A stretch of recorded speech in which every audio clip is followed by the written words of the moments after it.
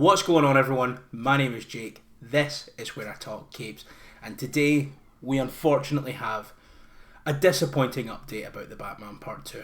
So, last night the news was announced that The Batman Part 2 has been delayed for a second time.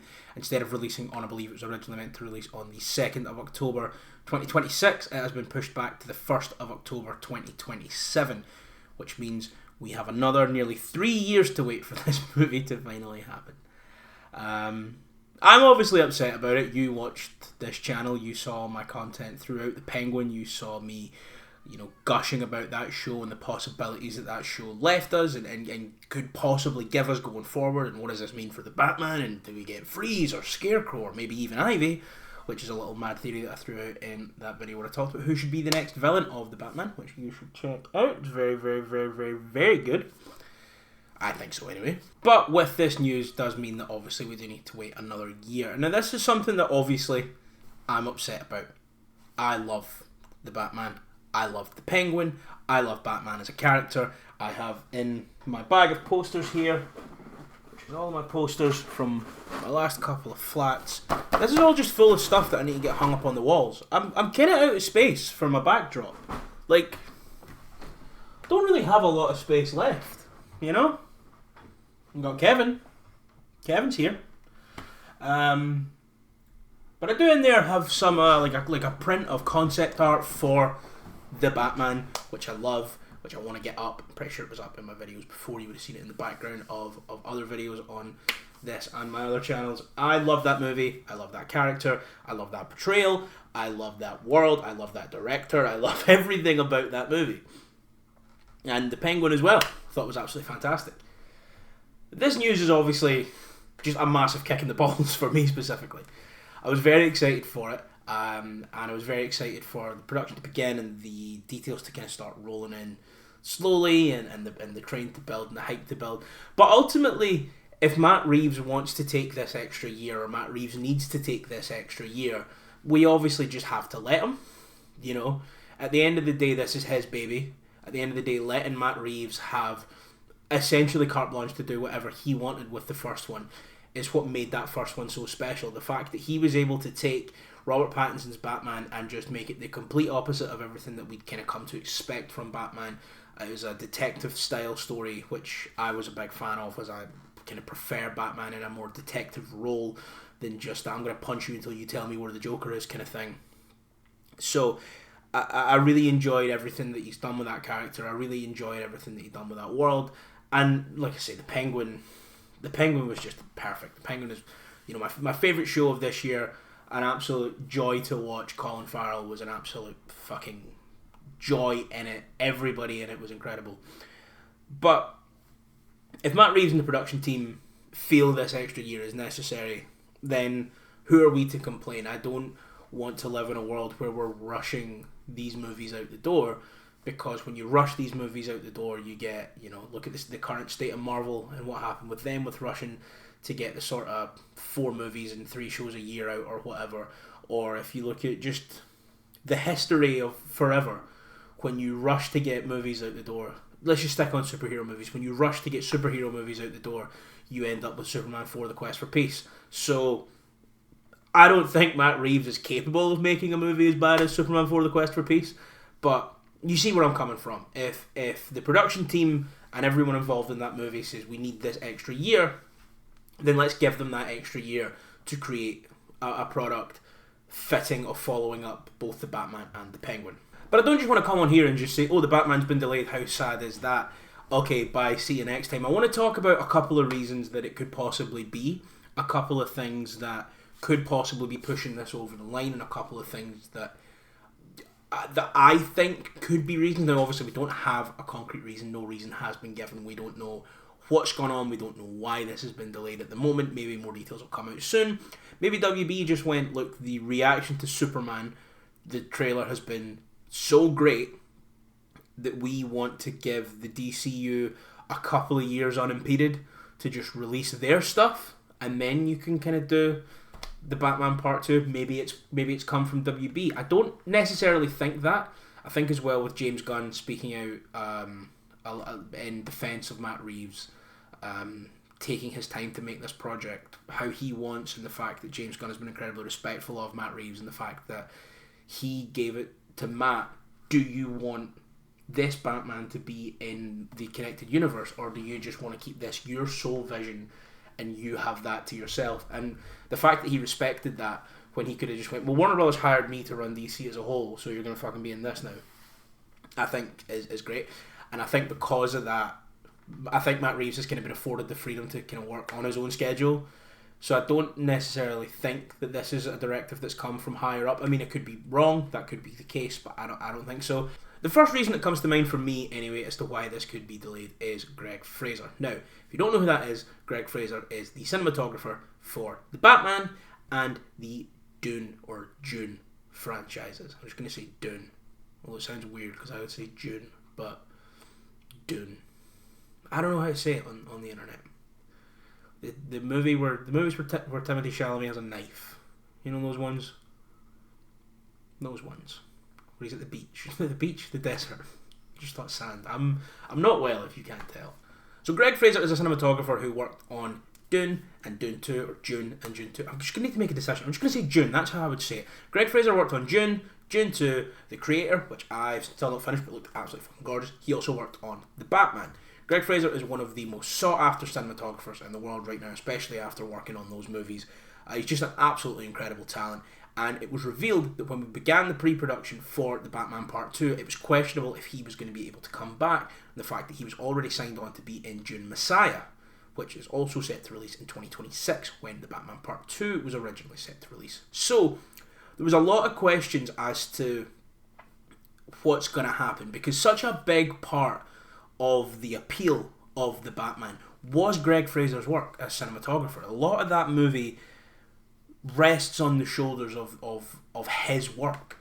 Obviously the script and the direction and the acting and the action and the suspense and everything, like the plot of that movie is all incredible. It is absolutely incredible.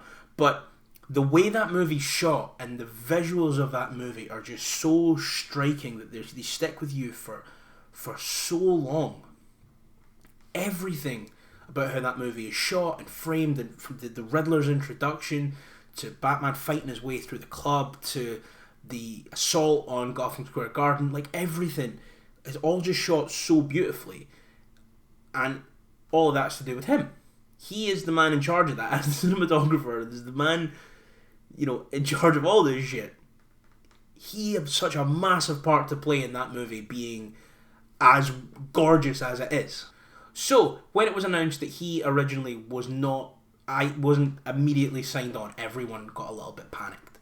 Myself included. I wasn't like, it's the end of the world, the movie's not going to be the same, because I understand how important cinematography is, but I don't think losing Greg Fraser would be as much of a blow as losing a Matt Reeves. Obviously not. However, his visual style is so important to that movie and helped that movie work so well that a lot of people, myself included, did get a little bit afraid. It was then announced that he had signed on, and there were just the productions. He was just going to work it out. The productions would just have to marry up somehow. He would be on both of those films. Okay, that's fine. They're both releasing in the same year. They're both big, huge movies that are probably going to be 3.5 hours long. We'll work it out.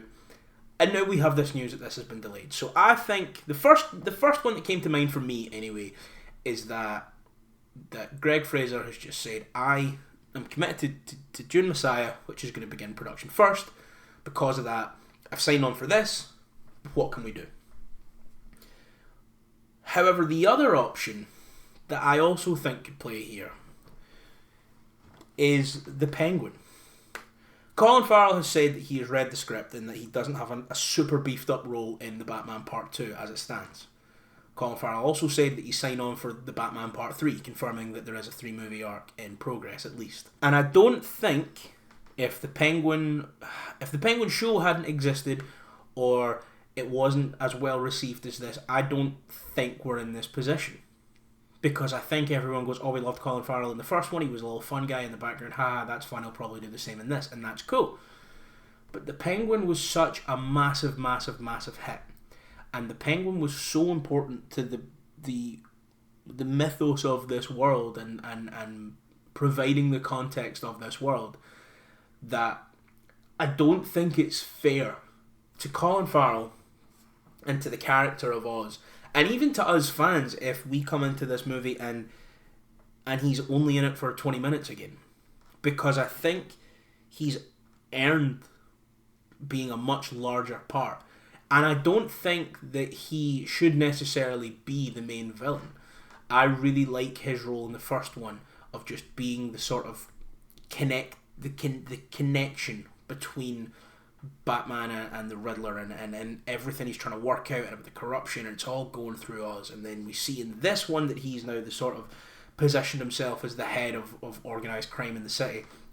And I love that. And it does a lot to add character to the world. But I don't necessarily think Batman taking on organised crime is the most intriguing concept for a film, especially within the framework we've set. Now, having him fight, Freeze or Scarecrow or the Court of Owls or Ivy or Hush or whoever, Clayface, whoever, with him kind of weaving in and out of the world of organised crime with Oz as a point man is perfect. And I think that's probably what his role was going to be. But maybe after the success of that show, Matt Reeves has looked at the script and went, that's still what we're going to do with Oz, but I want more. The people will want more. The fans will want more. Everyone will want more of Oz in this movie. Everyone's going to want more. And maybe the script is going in for some rewrites. Maybe the script has got, not tore up, but maybe a lot of that script is getting reworked to find a way to give Oz a beefed up role. But I think if Oz is already in the script, you just rewrite a few more scenes, you add him into a few more scenes. I don't think rewriting things to give Oz a bigger role adds another year to production. However, adding Sophia to the script could. I think Matt Reeves has looked at that show and went, the people yearn for Sophia Gigante. The streets need Sophia Gigante in the Batman Part 2. It's me. I'm the streets. I am Mike Skinner. I need Sophia Gigante in this movie. So I think, out of all these options, I think adding Sophia into the script as well makes perfect sense. I think with the fact that that Selina wrote her that letter, the fact that at the end of the season she's contacted by Selina, her half sister. I think that the fact that Selina has such a personal connection to Batman and Bruce, the fact that Sophia has such a personal connection to Selina as well as Oz. If this movie came and went without Sophia, I don't think I'd necessarily feel hard done by because she wasn't in the first one, but I still would feel like something was missing. She has become such an integral part to the fiction of this universe and to the canon of this universe, and she's become such an integral part to the story that we're being told. And admittedly, the story that we're being told has only been delivered in 2 projects, and she is the main character of one of those projects. Or one of the main characters of one of those projects. So, there is an argument to be made that whilst right now she is one of the most important characters in this universe, that if we just rolled on with the script as Matt Reeves planned, maybe make little tweaks and changes here and there, it's fine, she can just exist in that show. I understand that people may see it that way and may be able to make the case for it that way, but I think what Kristen Milioti did in that show was so incredibly impressive, and the character and the journey that she went through and everything that we watched as an audience was so important and so just critical to getting Oz to where he is. I think she needs a role in this movie. Whether that is we see her in Arkham being experimented on by a Dr. Jonathan Crane, or whether she gets out and is broken out by Selina, or anything.